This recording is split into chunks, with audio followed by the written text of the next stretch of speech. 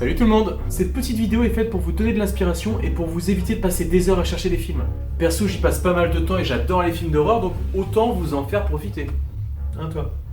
Bien entendu, cette vidéo est subjective puisqu'elle est faite en fonction de mes goûts, mais aussi en fonction de listes que j'ai trouvées sur internet et que j'ai essayé de recouper ensemble. Après, j'ai matché tout ça en espérant que ça vous fasse découvrir des films et que vous passiez un bon moment, ou effrayant. En tout cas, c'est ce qu'on va voir tout de suite, c'est parti!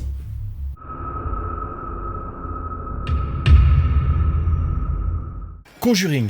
On commence par les incontournables de ces dernières années, histoire de poser les bases. Les Conjuring, et aussi les Insidious dans la foulée, se déroulent dans un univers horrifique rempli de démons, de possessions et de mondes parallèles fantomatiques. Ces séries de films cassent les codes du cinéma d'horreur classique, grâce au style du talentueux réalisateur James Wan, qui sait garder l'attention et nous surprendre avec sa réalisation originale et son bestiaire de qualité. Regardez la nonne dans Conjuring 2, si ça fout pas les jetons, bah dis donc.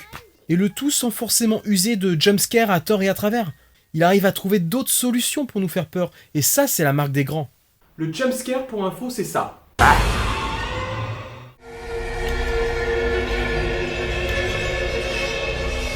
Dead Silence. On reste dans l'univers de James Wan avec un film un peu plus ancien. Si vous connaissez déjà les précédents et que vous trouvez que les marionnettes de ventriloque ont toujours eu un air flippant, alors vous devriez apprécier celui-là.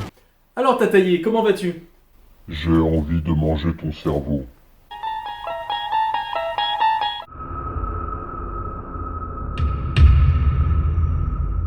Pour finir avec James Wan, vous l'aurez compris, c'est vraiment le nom à retenir, la série de Saw est notamment le premier. Reposant plutôt sur le genre thriller-horror, cette saga nous raconte l'histoire d'un serial killer passionné par les puzzles et dont l'issue pour ses victimes est souvent une mort violente et gore. À voir et à revoir, sachant qu'un nouveau film de la licence arrive dans nos cinémas en ce moment. Et comme on dit, que la partie commence.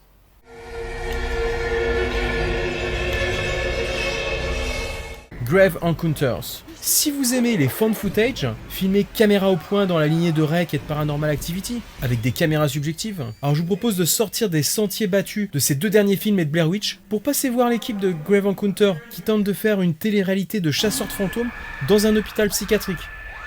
C'est le genre de lieu qui est toujours efficace dans les films d'horreur. Alors bien entendu, ça dégénère. Et dans la foulée, vous pouvez enchaîner avec le 2 qui est bien aussi, mais il me semble qu'il n'existe qu'en VO. À vérifier. De quoi passer une longue soirée d'angoisse.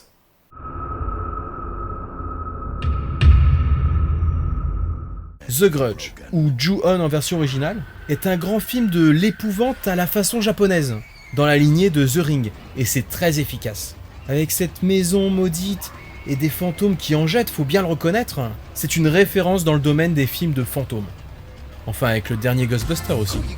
Non, je déconne. Pourquoi ils ont fait ça ?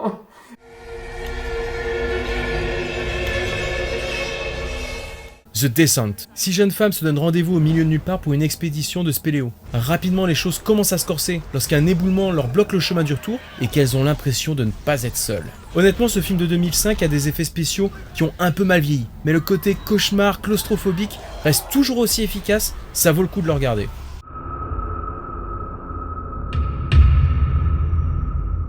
Sinister pour moi c'est un petit bijou du genre film d'horreur de ces dernières années. Sorti en 2012, il raconte l'histoire d'un auteur de romans policiers basés sur des histoires vraies qui va emménager dans une maison du crime avec sa famille pour trouver de l'inspiration.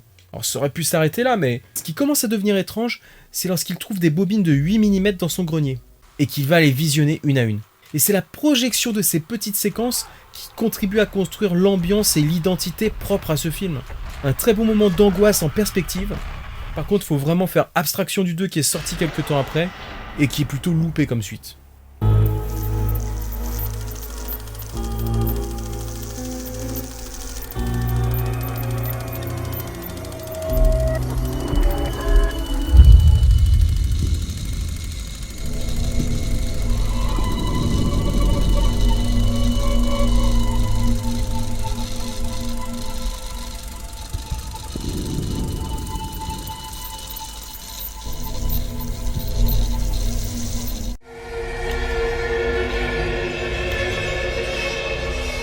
La Maison des Mille Morts. Entrée dans l'univers tordu de l'esprit de Rob Zombie, qui signe ici un grand film dans la lignée de Massacre à la tronçonneuse, avec une famille de psychopathes à l'affût des sempiternels groupes de jeunes égarés. L'originalité de ce film, c'est surtout la volonté de créer de l'empathie pour les bourreaux.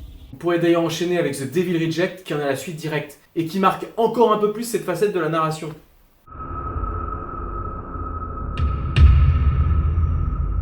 Jusqu'en enfer ou Drag Me to Hell. Sorti en 2009, ce film nous régale entre phénomènes paranormaux et spiritisme d'un côté et des touches d'humour presque cartoonesques de l'autre, mais qui n'entachent en rien le côté prenant de ce film qui nous raconte l'histoire d'une femme qui se voit subir une malédiction jetée par une vieille dame et qui devra faire appel à un médium pour tenter de stopper les esprits maléfiques qui la persécutent. En tout cas, c'est très bien écrit et vous devriez être happé par l'histoire jusqu'à la dernière minute.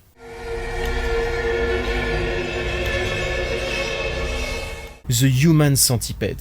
Que se passe-t-il quand deux jeunes américaines en voyage à travers l'Europe tombent en panne en pleine forêt et se retrouvent sur la propriété d'un ancien grand chirurgien allemand, sachant que celui-ci cherche des cobayes pour tenter des expériences farfelues? Et bien pour le savoir, il faut regarder ce film qui fait un nouveau pas vers l'horreur malaisante et qui en a dégoûté plus d'un. Mais il a le mérite d'être original. Alors attention, si vous regardez les suites, le 2 il est carrément trash et le 3 c'est du grand n'importe quoi.